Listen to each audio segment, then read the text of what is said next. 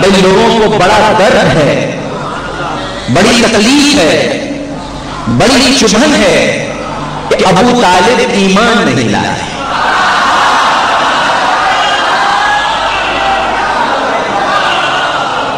और ये चुभन 1400 बरस से दिल को छेदे जा रही है कि अबू तालिब ईमान नहीं लाए।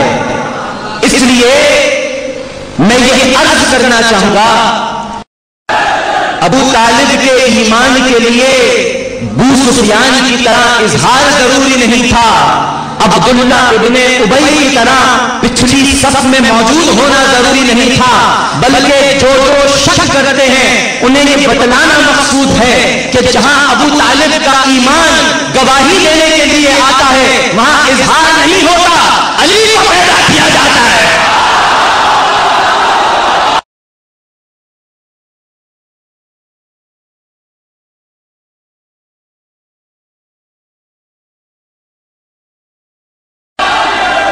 इजहार की क्या जरूरत है? इजहार की क्या जरूरत है? ला इलाहा इल्लल्लाह मुहम्मदुर रसूलुल्लाह कहलवाना चाहते हो तो कहते रहो, जब तक तवाफ करोगे अली की जाए पैदाइश नजरों के सामने रहे। मामला यहीं पर मौकूफ नहीं है, बल्कि मामला यह है कि अगर किसी का ईमान देखना हो, किसी का मजहब देखना हो, हसन जफर साहब, फुरकान नजर आबदी साहब, मोहम्मद नबी साहब, शहंशाह नबी साहब बैठे हैं, मैं इनके कदमों की खाक भी नहीं हूं, उलमाए कराम हैं, दरे अली के फकीर हैं, मैं तो इनके फकीरों का फकीर हूं। लिहाजा मैं ये कहना चाहता हूं कि अगर किसी का ईमान देखना हो, सवाल है भाई, कज कलम भी हूं, कज जबान भी हूं, कज कलम भी हूं, कज जबान भी हूं, इसीलिए अभी तक सिफील रह रहा हूं।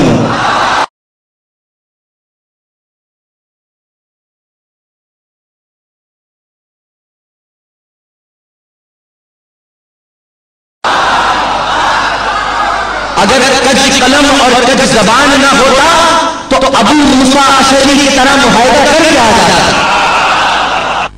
कज जबान भी हूं, इसीलिए अभी तक सिफील रह रहा हूं।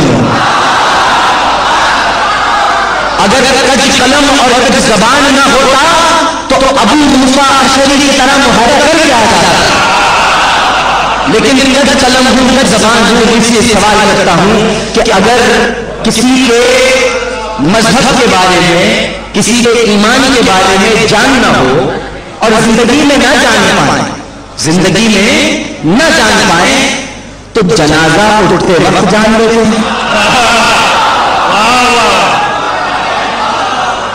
भाई अगर कोई हिंदू मरता है, भाई जिंदगी भर वो लक्ष्मण राय मोहम्मद मुस्लिम बन के रहा, अब खबर ना हुई, लेकिन जब मरा तो चचा को आग लगाई गई, उससे उसका मजहब पता चल गया।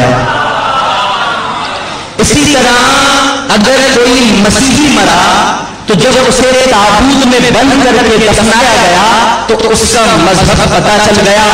अब अबू तालिब के मजहब पे सवाल करने वालों, अबू तालिब के ईमान पर सवाल उठाने वालों, और तुम्हें अबू तालिब का जनाजा दिखाऊं कि जिसको कांधा देने वाला मोहम्मद है और अली है।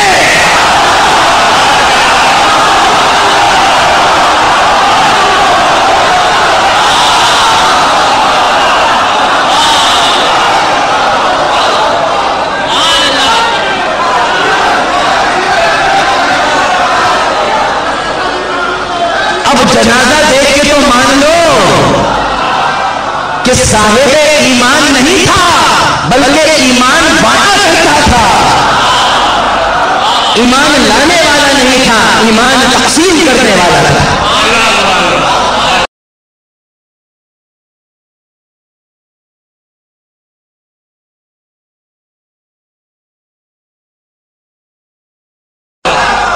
और अगर तब भी ईमान नहीं है तो फिर वलीमा मनाना छोड़ो,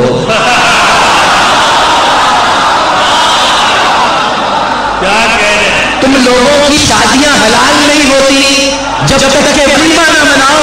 ये वलीमा तो मेरा अबू तालिब लेकर आया है, आपके सामने मौजूद हूं तो बाबांगे तोहल कहता हूं और मुझे ये कहने में कोई याद नहीं क्योंकि अकीदा अंदर से बोल रहा है। अकीदा अंदर से बोल रहा है कि मौलाना साहब मैं ऐसी जन्नत में जाने को तैयार नहीं। ऐ अल्लाह तेरा ये अब्द तुझसे कहता है मैं उस जन्नत में जाने को तैयार नहीं जहां अबू तालिब मौजूद ना हो।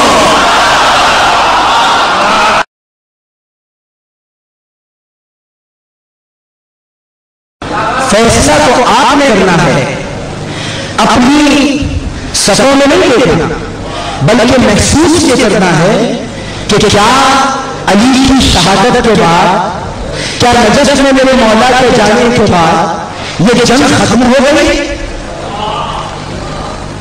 क्या आपकी हमारी लड़ाई खत्म हो गई? क्या अब भी हमारी सफों में कुछ ऐसे लोग मौजूद नहीं कि जिनसे हमें मेहरबान भी लड़नी है और सुशील भी लड़नी है?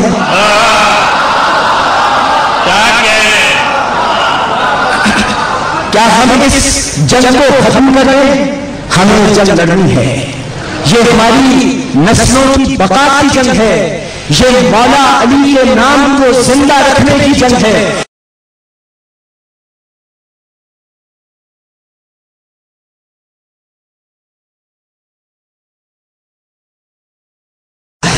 नामे अली का वेद इबादत है दोस्तों,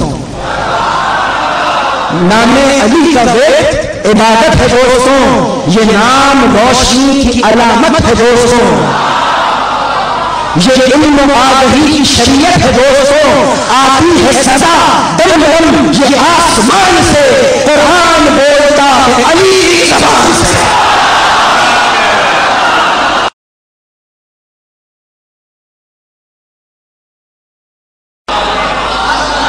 वो जो रेहान आज़मी साहब ने लफ्जियात का जिक्र किया था, तारीखी लफ्जियात, तारीखी लफ्जियात जो बनी उमैया ने लिखवाई है,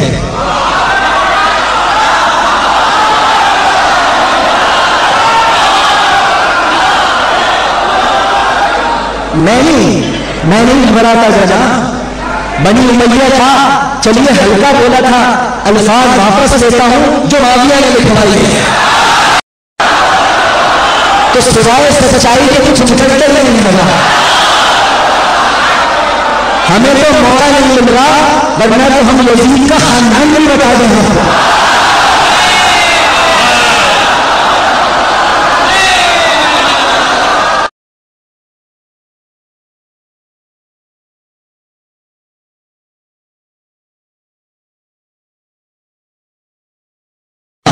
इसीलिए रात की तारीकी में साथ देने वाले की दोस्त होते हैं।